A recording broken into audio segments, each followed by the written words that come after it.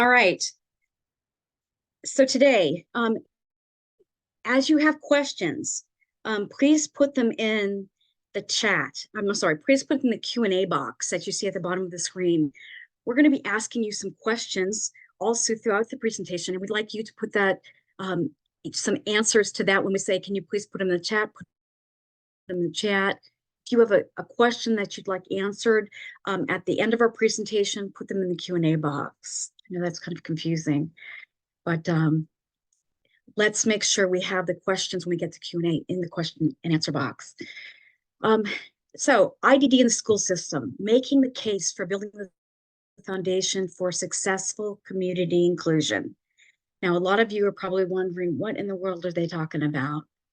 But let's show you, and let me show you where you all fit into this, our Meet the Need initiative. We have two different advisory groups who've been with us for about the last 2 years. On the right-hand side, it's the Meet the Need Advisory Collaborative that meets quarterly, and they advise on our Meet the Need initiative in general, but includes policymakers, people with lived experience, self-advocates, parents, also those involved in community engagement. And on the left-hand side, you see LENS, our Lived Experience Network Speaks. Now, you're going to be seeing a lot about that this year because we are really pivoting to be able to hear the voice of those with lived experience to see how we can make systemic change for our IDD community. Right up top, you see Meet the Need Learning Community. That's everybody in our IDD community and beyond. We want to start bringing our messages and having you come in and help think with us. So this is where you all sit. So when you hear me say learning community, that's all of us. And on the bottom, our broader community at large. We have, when we talk about system change for our IDD community, we really think that we have to reach outside our community. We have to join our community together across all our differences. And we also have to reach outside our community. So we create those spaces for community inclusion and understanding so that our children, our families can be best served. And of course, our common agenda, which you'll see us speaking to, is meet the service and support needs of the IDD community in North Carolina. This is blurry, but I'm just going to read this to you. You'll see this when it comes on the slides. Where are we now? As part of our collective impact initiative and coming to our common agenda, we wanted to really have a sense of where we were in North Carolina with respect to meeting the service and support needs of the IDD community. And what I have in the circle here says, schools are not preparing those with IDD for living the most successful lives. That's one of the issues, and we have not talked about, we have not really brought schools intentionally into the conversation as actively as we're starting today, so we can talk across the life cycle when we're meeting the service and support needs for our IDD community. You'll also hear us talking about how it's important that we start earlier so that people have the knowledge and we can change attitudes earlier on rather than waiting until transitioning to adulthood from high school, when many drop off that cliff. When we look at our vision outcomes for Meet the Need, how will we know our vision is being accomplished? On the school side, a K through 12 educational system that prepares all children for successful adulthood. We're going to talk about some ideas about how we can do that today. But again, this is the beginning of our conversation, and we really want to start thinking about this. When we looked for people to speak on this issue, that was very difficult. Remember, we're very much in silos. When you talk about our children, they go from birth to many times preschool to school, middle school, high school, transition age, and then older adult. So we have all these transitions, and at no place is it all woven together. So we understand why it's very hard to find someone, and that's why we're being the voice for that through Meet the Need and LAN today. Talking about system change. System change is about advancing equity by shifting the conditions that hold a problem in place. And this is just a model. Many of you will have seen other models, and we've talked a lot about policies and practices and resources, how we can work with our agencies with that. We've talked, of course, especially with Meet the Need and bringing you into our learning community about relationships and connections, both in and outside the IDD community, power dynamics, and I want to just read what that's about: the distribution of decision-making power, authority, and both formal and informal influence among individuals and organizations. And we're trying to take a really close look at that. At Meet the Need in Atlanta, we talk very frankly about what we see going on in our IDD community. And then mental models. And this is, I'm going to say this is, okay, it's habits of thought, deeply held beliefs and assumptions, and taken for granted ways of operating that influence how we think, what we do, and how we talk. And I'm just going to just basically call that attitudes. And that's what we find as we look towards systemic change for IDD community. One of the key things we need to do is not only inform and educate, share information about choices that are available for community living and working, and also just how to get services in general, but also being able to change those attitudes so that people think that when they think about our children, they think about, not only they think about our children, about dreaming about what they could do in life, but also we, and I'm a person with lived experience as parents and individuals, we teach our children to dream of the possibilities of what that good life could look like. Setting the foundation for inclusion, educating, I've talked about this a little bit. If the end game is community inclusion at all levels for those with IDD, we need to start conversations with parents and individuals earlier. And for those of you who work within school systems, and that's part of what you do, many of you work within mental health and also with IDD, you know that the school is a ready place for being able to change attitudes for all those touch points, or many of those touch points where our children are basically better informed about IDD at every stage, and that we want not only the individual who has the IDD, we want the parent or the caretaker, we want everyone around those people to be more IDD informed. And we feel like we need to, and we've been doing that, trying to educate many different stakeholder groups. Very importantly, you have to know that LAND and Meet the Need is very emphatic about no one size fits all for community inclusion, and that it'd be person driven. So what are your hopes and dreams for your children? When begin with potential scenarios with inclusion involved at all times of transition. It gives your kid on the innovations waiting list. Many people will tell you, and we've heard when we surveyed them, that they didn't learn about the innovations waiting list until they were transitioning into adulthood or in adulthood. Do you have private insurance or Medicaid, and how does that work for getting your child or your loved one services and supports? What assessments are needed? What services and supports are needed for adulthood? Know the choices of living, community living, ICFs, etc., and explore the choices for living, or for working, dreaming outside the current box. So our hypothesis is changing attitudes and being better informed around community inclusion early in the lives of individuals equals increased opportunities for community inclusion, living and working when transitioning to adulthood.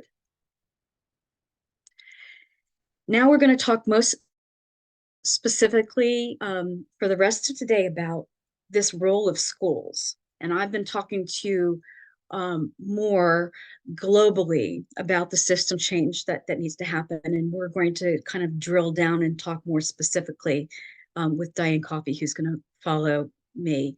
And so We think that primary and secondary schools provide a ready vehicle to educate and drive attitudes around community inclusion for individuals with IDD, families, and our broader communities at large. And ideally, what could be the role of schools? We want to think about that. How can we build more positive attitudes and educate around community inclusion before someone gets out of high school?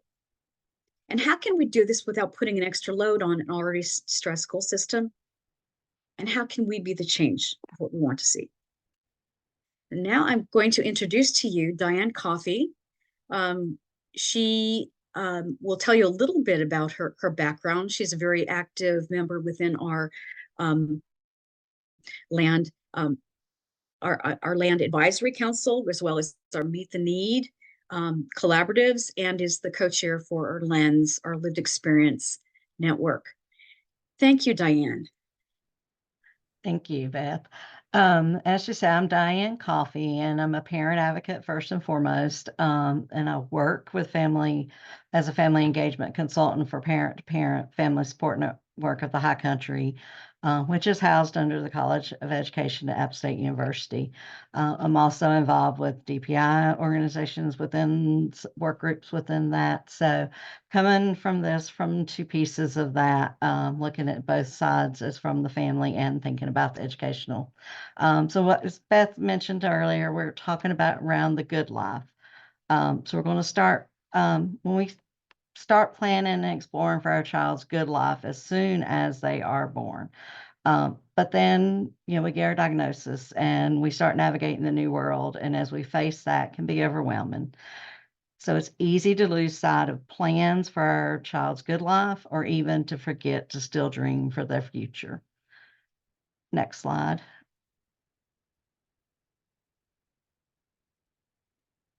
Beth has not stopped sharing yet so that I can Yes. navigate the Yes. slides. Oh, sorry, everybody. We are, along with having people sick, we're also having internet issues because I live up in the mountains of North Carolina. So I have lots of snow. So my internet's not working good. So Stacy's going to help me out with trying to do some of the slide work for me. So I apologize. There may be some catches and switching, but we will do our best to get through everything for you. So I really wanted to talk about a program that is out there. It's a framework called Life Course Framework.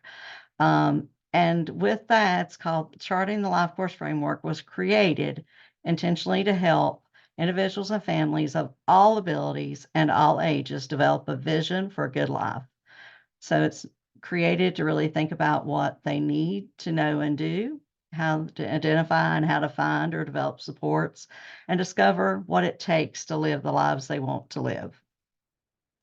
And it really is key stone for supporting a community of learning that champions transformational change through knowledge exchange, capacity building, and collaborative engagement.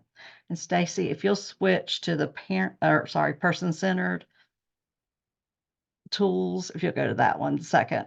We'll not go to the website right now because this actually takes you into the website. It's part of the website. So this is the website, and it talks about the Life Course Framework. And Stacy, if you'll scroll to where you can see the different tools down there. Yeah, there you go. Whoops, not went to the right one. Sorry. Yeah, apologize. If you'll go to the under Life Course Library and hit foundational tools. There you go. So you'll see here, there's different worksheets that you can do. All right. And sorry, I was trying to check chat there for a second too, but there's different worksheets that you can work through. The key to thinking about these, there's a lot of explanation on this website that talks about the different worksheets, but you can do them for your child. Your child can do them for themselves. Grandma, grandpa, anybody, aunts, uncles, neighbors, anybody that is in the spirit of that child's life that could give input into that child or what they may want to dream for or want, can do these forms. So that's the cool part of them. They're very downloadable. They're free to use.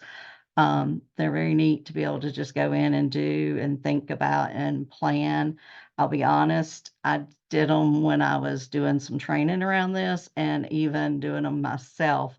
it was amazing to see how much I thought differently. And yeah, she's showing you a few of them there just real quickly. And so they're different ones. There's questions on each of them. Like I said, there's videos. And so, yes, we'll be sending out the slides with more with this information on it. So that'll be a way you can go in and play and look and do. So Stacy, I apologize. We're going to take you back to well, actually, let me do it this way. Let's make this easier. Stay on the website for now, because I think this will make it easier.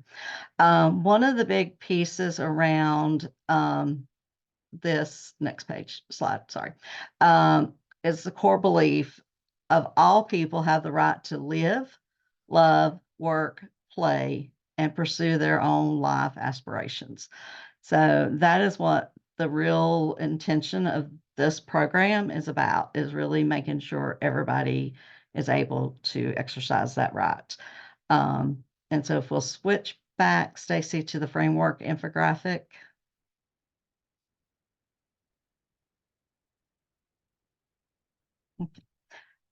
And go down to where you see the star, sort of down at the very bottom. There you go. Okay.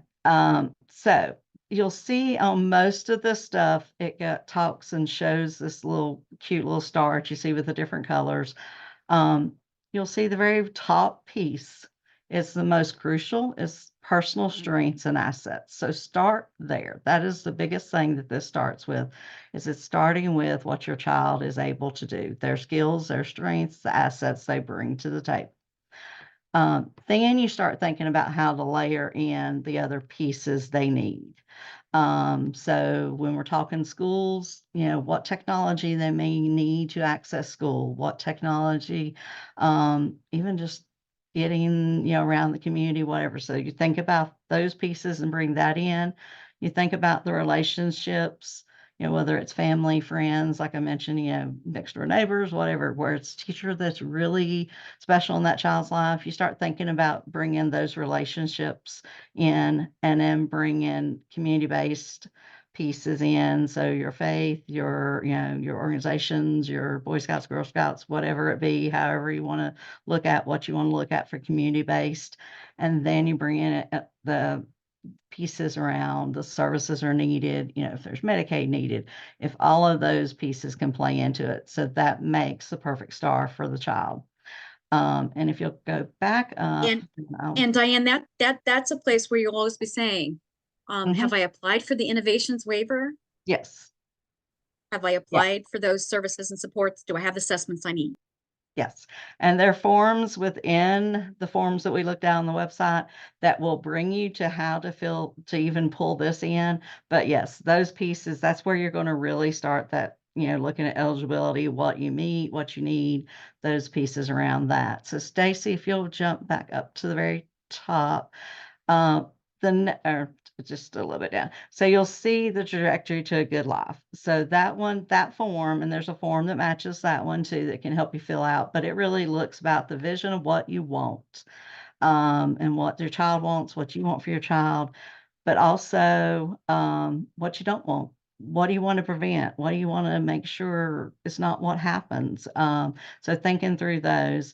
And to do that, then the bigger piece, and Beth mentioned this earlier, the life stages and the life domains. And Stacy, if you'll scroll up just a little bit where we can see all those, what it really intentionally starts thinking about and making you think as you're doing and looking at this website is really looking around, thinking through those stages of life. So in every stage, you're going to have pieces that meet the stuff. So you've got the life domains that are on the left-hand side, the life stages on the right-hand side of the screen. And so every stage for a life stage, you're going to really want to make sure your child or is hitting those other pieces. So you're seeing daily life and thinking about what daily life looks like, what you're looking for from employment, if it's that stage, but whatever pieces of that daily life that matters at that time for, if it's early childhood, it's going to be different than if it's adulthood. Community living, the same. You're going to look at those pieces, healthy living, safety and security, social, spirituality, So all of those pieces are going to be there for every single life stage. You don't, I mean, we all know you don't go from 0 to 18 and, oh, now we got to figure out if, we've got, even all children, we're thinking through that as we're raising them, as what we need to do, what they're needing to do to learn to be adult. So this just helps you break that down and think about it very intentionally. And if you'll switch over now to the framework principles. Yeah, there you go. And what I want to talk to on that one, if you'll scroll to where you see the circle, yeah, there, achieving life outcomes. So the whole purpose of this is to really think about achieving life outcomes. So for individuals and families, plan for the present and future life outcomes that take into account all facets of life and have the opportunities for life experiences that build the self-determination, the social capital, economic sufficiency, and community inclusion. Diane, what I really like about that one is that our children, what I thought my daughter could do at 5 is different what she can do, mid 20s. So having those stages to look at, as they grow, and I love the life stages piece of this and the domain. Yeah, it really helps you focus. And I think that's a key component, because as being a parent, of a special needs child, with her IDD, whatever disability, whatever way you want to term it, being that parent, you can get stuck very quick on what's going on right that moment. Because you're dealing with, okay, I need these services and need that services. That a lot of times we forget to still dream. And that's just, to me, that's a huge piece of the puzzle, is we still need to dream and think and plan. And this really brings that into focus for whatever life age you're looking at, to all pieces of what should be involved in that child's life at that time. Um, and actually, I'm going to flip you back, and Stacy's going to kill me here for a minute. I really do want to, that brings another point I forgot to mention on the infographic. So if you'll go back to the infographic just a minute and go down to the second page, just right at the top of the second page where the circles are. One of the things we want to make sure, and this is for schools, this is really any services, but is you'll see the 2 circles here, and you'll see one that has all the stars on it, which, again, the star meaning that good life that I was showing a minute ago. But you notice the one with the stars doesn't have the services in it. So it's really important, and this framework really thinks about not letting the services themselves become a barrier to the relationships in a community life. Because sometimes we can get into, we need this service, we need that service, or we have this service, and that's it. It really starts flipping it back a little bit to looking at the person, looking at the family around them, the community around them, and then make their good life. Then fill the services in as needed. So it's a really neat way to think about it, is not thinking about only what you can get or what you have, but how to support what you want for that child, or what that child wants for themselves. And so we'll go on. If we'll go back, this will be the last for the website. If you want to go back to the slide presentation, Stacy.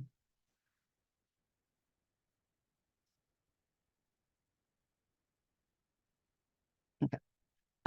So what I really want to do is, now that you've seen that, is really think about and bring you back a little bit to how you can use this even as you're planning for 504s. And I used individual education programs only on here, but mainly because I wanted to bring out a couple places to make sure you input these. But 504s the same way. You could really intentionally do these forms to prepare for those meetings.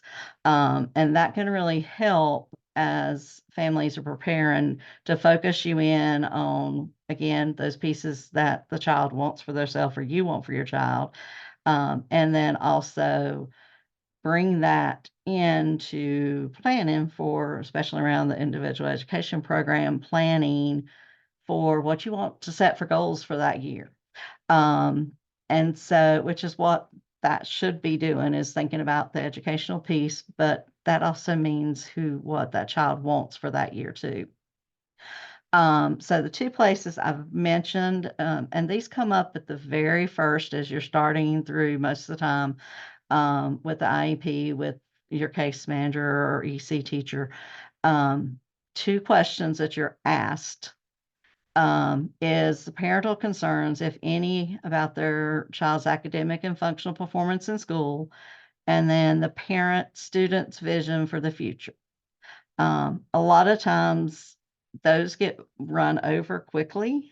So I really tell parents I work with to think about those ahead of time. So these forms help you do that and help you really prepare for what you want to put in there. Again, it's the dreams, the wants, and you want to put those there. So it may not be necessarily something that you think is tied to the school, but that's okay because it's still their vision for the future. So as you're building the rest of that IEP, that brings it to the forefront to think about, okay, is there something in the academic and functional performance in the school that would help them get there? So thinking through those pieces can really help guide and help the planning and help also the goal setting. Again, knowing that, schools, it is the academic and functional performance that they're going to be focusing on, but those help you get to those other dreams and those other places. So it's really important to think about that, as you're building that. So it's really a key way to look at it. Next slide, Stacy. And then I've repeated a little bit there just so you'd have those questions again to think about. But I really wanted also for us to take the time, as you think about these questions, IEP meetings, again, it's about a 1-year goal that you're writing. Generally, when you're writing those, sometimes you have meetings more often, but you're generally planning for a year out. Thinking about also the transitions, and Beth sort of mentioned this too. We think when we hear transition, the first thing we most of the time think about is transition to adulthood, but there really are layers of transitions through the school years. So while that child is in school, you're starting with pre-K. So you transition into pre-K from a program. If you're in a child care program, or if you're at home, you're transferring and go to pre-K, you've got that transition. You transition to kindergarten, and you could either skip, do pre-K and only do kindergarten, but still you've got transitions there. When you go from kindergarten to first grade, first grade to fifth grade, then the biggie, you transfer into either a middle school or, the little secluded within the elementary middle school. And then you're going to high school. Then you're looking at transition to adulthood. So every layer of that has transitions. So thinking about that and really thinking as you're building the IEP is crucial too, is always thinking about what the next pieces are that you need. And so I think Thank you. that No, is my slides. thank you, Diane. Yeah, we're going to call you back again when we, within this Q&A to make, Yeah. To pick your brain a little bit more, since you are so involved within the school system, and you actually sit on an exceptional child panel, don't you, Yes. for the state? Yes, I'm the chair of the Council for Educational Services for Exceptional Children for DPI right now. Excellent. Can you go to the next slide, Stacy? Because here's where you, is that the next slide? Is Yes, there one ma'am. before that? Actually, No, just stop sharing. Probably is going to be the best right now, Beth. Sorry. This was where we had to switch up a little bit. So I apologize. We've got it a little out of order. So Okay. Beth, yeah. All right. Yeah. Then let me share mine again.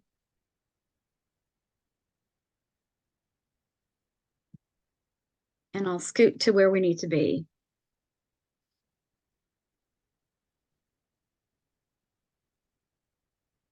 Snow is beautiful until you need the internet, right, Diane?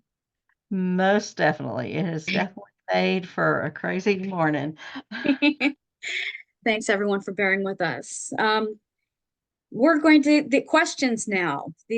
Not only for our panelists, and that's going to include, Diane Coffey and Stacy Morgan is going to join us, and she runs the best technology of the group of us, but she's also the executive director of the Mental Health Transformation Alliance, where LAN sits, and really is a driver behind Meet the Need. And she is a parent with lived experience, as well as a whole lot of experience within the school system, not only on the IDD side, but on the behavioral health as well.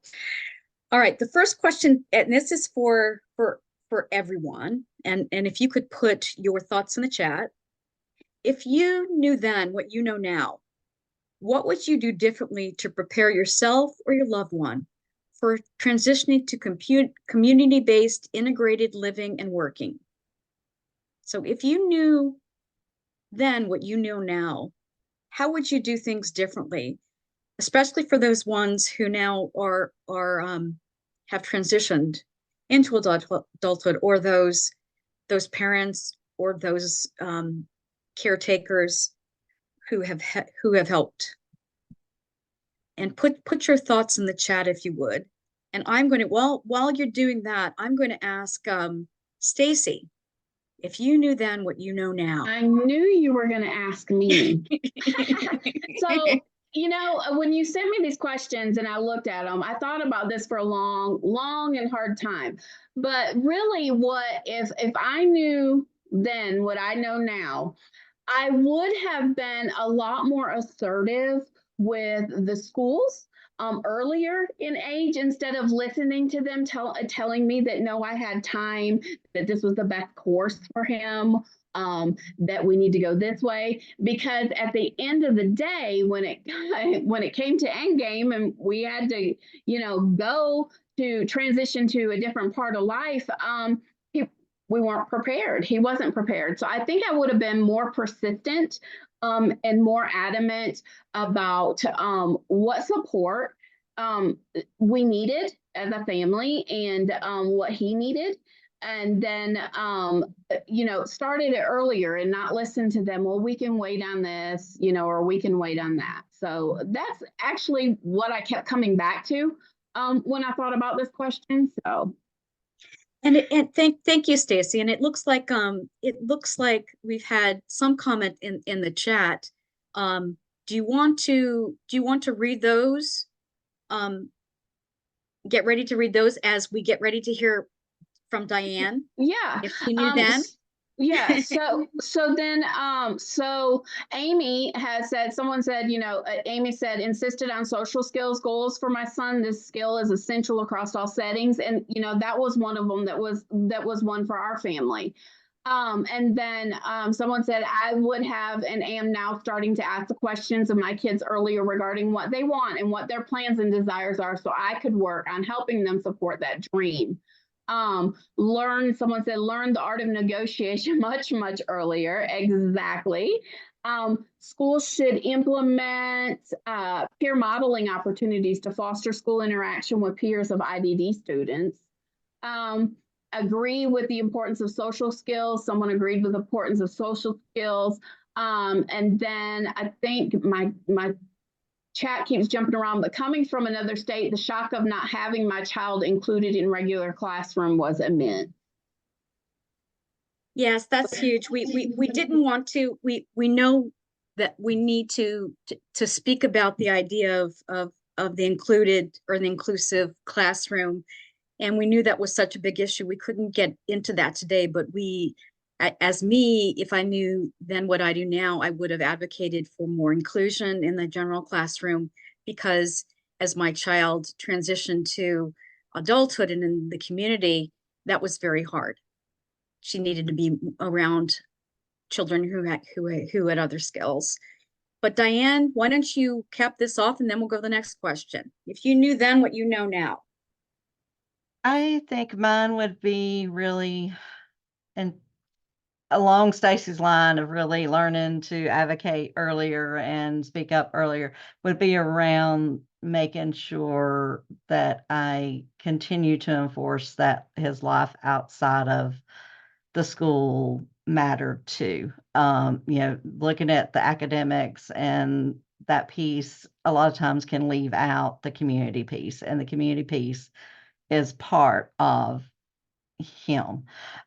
He is one whole child. So really making sure to keep that to the forefront, that he's a child that needs to be served from both perspectives, I think would be a huge one for me.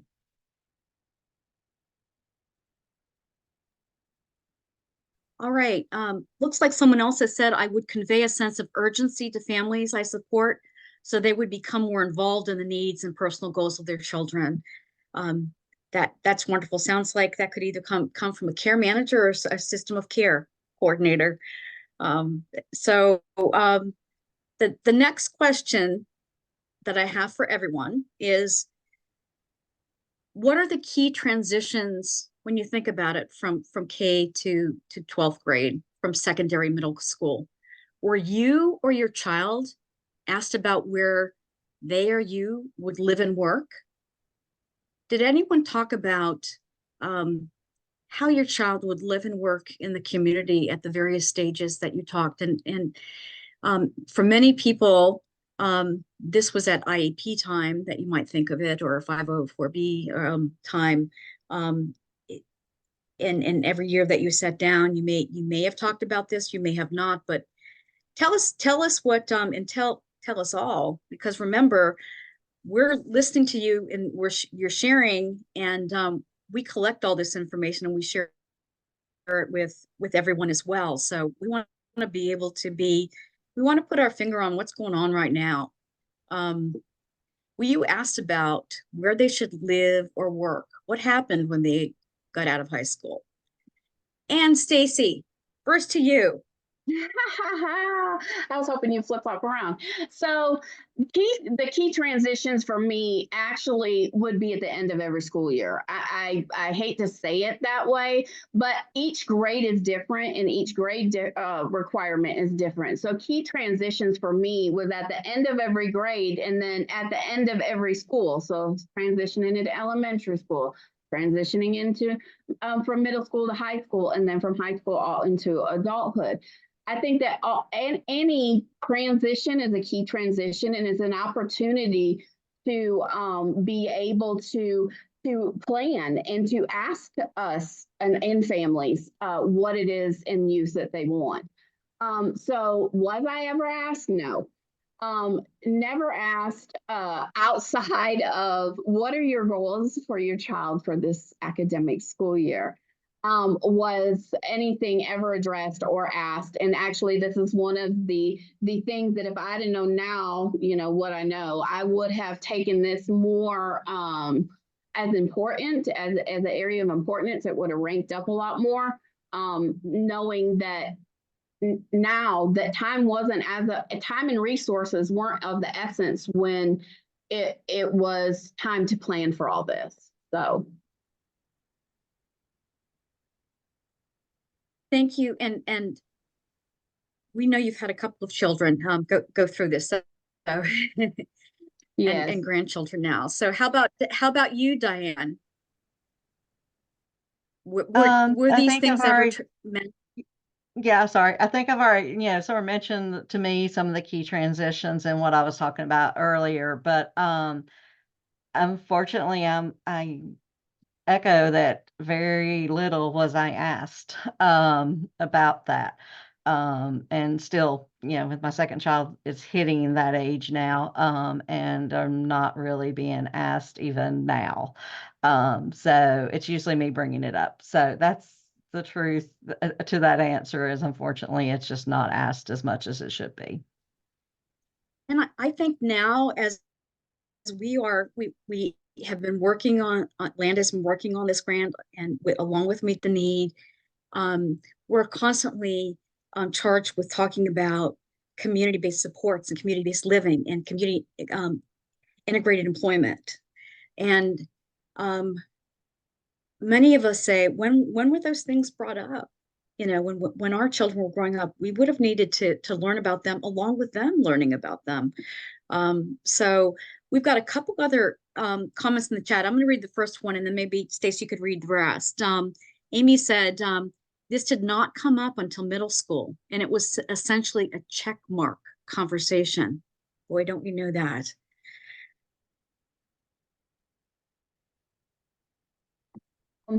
Let me see here. I'm looking to see how far you did staff shortages. I see, I know it is part of the transition plan from middle school to high school. It is required to do interest surveys for living and career that pertains to both gen ed and adaptive curriculum students. And then someone said, yes, every year I had one teacher ask me what I expected her to teach my child.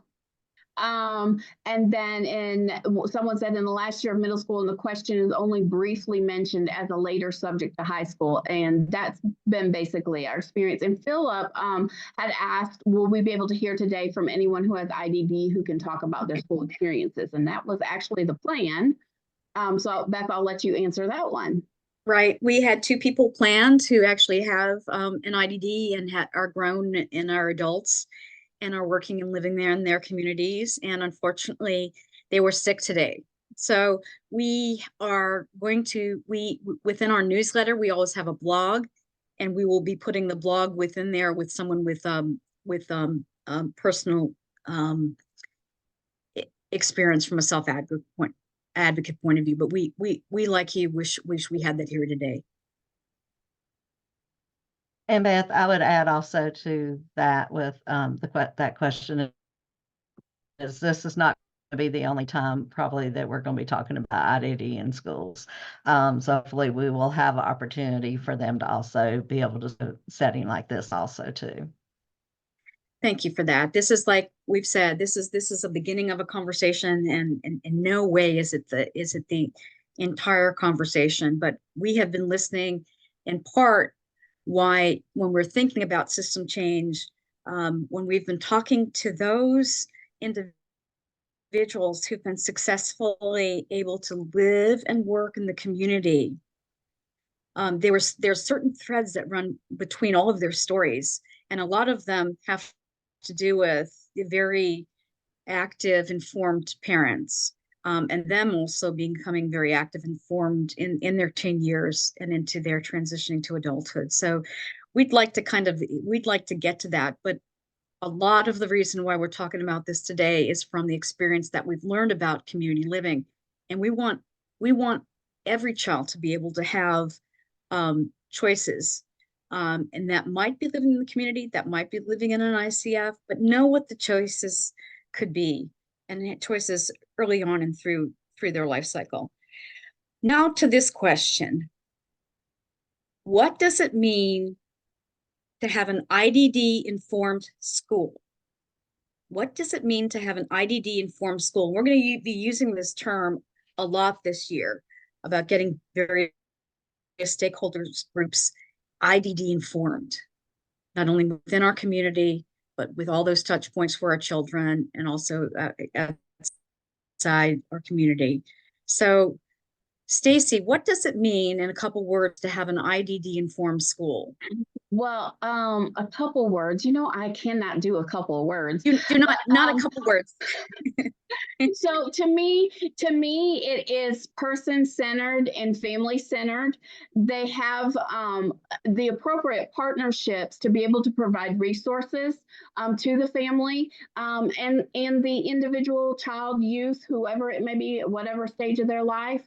And that they also are able to ask the questions that we want to be asked, or to help advocate with the family, or advocate for the youth to be inclusive.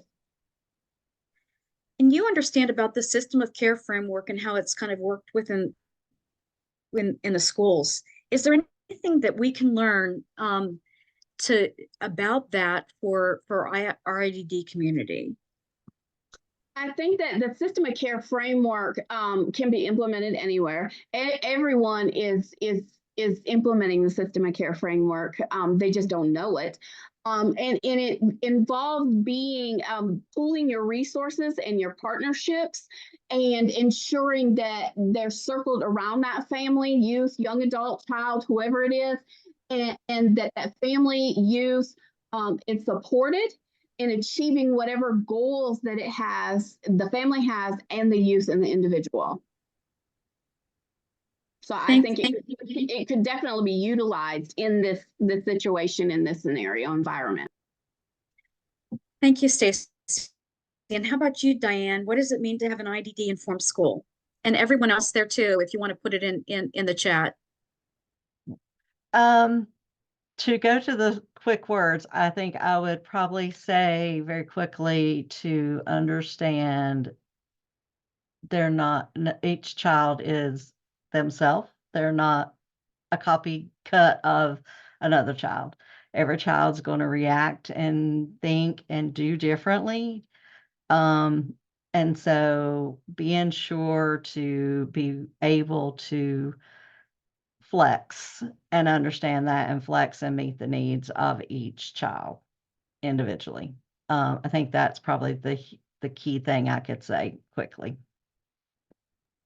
That individualized, that things need to be person-centered, that when you see that many times when you have a report that's written that the teacher sees, they think of, say, for example, someone with autism or someone with cerebral palsy or someone with a learning disability. They may say, I know that one person, I'm gonna use those same tools for this person. No, Yeah. that no one size fits all. Absolutely. Yeah.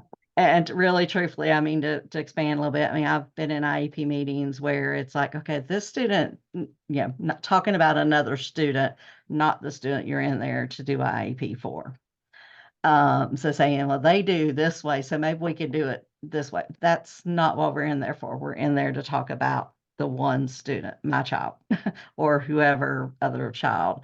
So I think there's also, I'll go ahead and jump in, and there's a couple of good comments, looks like coming up in the chat too. I'll go ahead and save some time there and read those real quick. Operating from a lens that IDD students are gen ed students first, that inclusion can happen in a variety of ways and settings, doing away with the we've never done that mentality to let's give this a try. That's huge. And then another one is remembering that least restrictive environment is not about the space where the student learns, but what's best for that student. So true. Yeah. And then another one's, I used to say my students learn everything every other student does. They just learn differently. And we need to address them as an individual, not as all students. I think all those are very true. And Stacy and Diane and all, we have other questions in the chat, but we're getting to our 1 o'clock time period. So I just wanted to give Diane a chance to give you all an act today. Stacy, if you go to the next slide, as you leave. You are doing the slides. Oh, I'm doing the slides. Okay. Yes, ma'am. Okay. That's what kind of day it's been. Yes, I know. Oh, yes. Okay. Yeah. All right. There we go. All right. Yeah. As many of you know me, I'm not very technology adept. So here we go. No, and this day has been a day of everything not working. So yeah. So I will say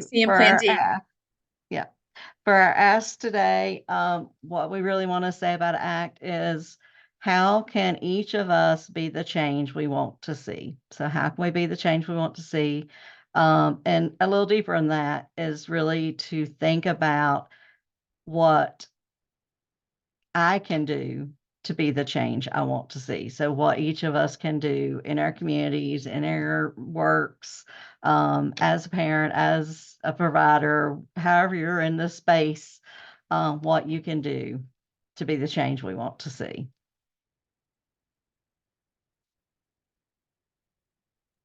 So you're asking people to be thoughtful about that, to think about that in their own lives or in the lives of the children that they work with or in the adults, because as we know, we're building a foundation for the generations behind us. A lot of us have had difficulty. We're going to want to make changes, of course, for today. But when we're talking about systemic change, we need to think about what can we do for those families, for those children behind us. And we're going to thank you very much for joining us today. When we send you the slide presentation, there'll be links to this about joining our mailing list. Visit us on our website. We have the monthly newsletter. We'll get to the questions that we didn't have answered today within our newsletter. Follow us on our social media and come back next month. Actually, our next 2 months are going to be our IDD policy think tank follow-up, where we're going to, as an IDD community, decide what are going to be our next steps for this year. Thank you so much for coming to the table. Come and see us next time. Be well.